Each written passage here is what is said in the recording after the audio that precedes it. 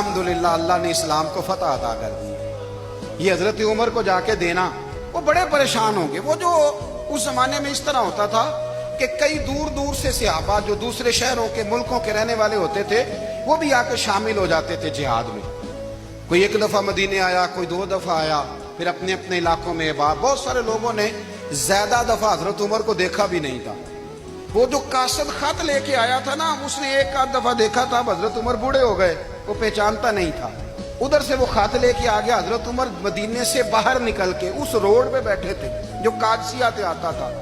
جب اس آدمی کو آتے دیکھا تو حضرت عمر اٹھ کے کھڑے ہو گئے، فرمانے لگے قادسیہ سے آ رہے ہو؟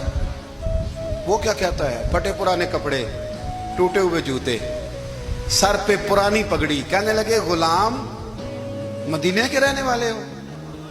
حضرت عمر کہنے لگے ہاں مدینے کا ہوں۔ کہا میں قادسیہ سے آیا ہوں، الحمدللہ اللہ نے اسلام کو فتح دے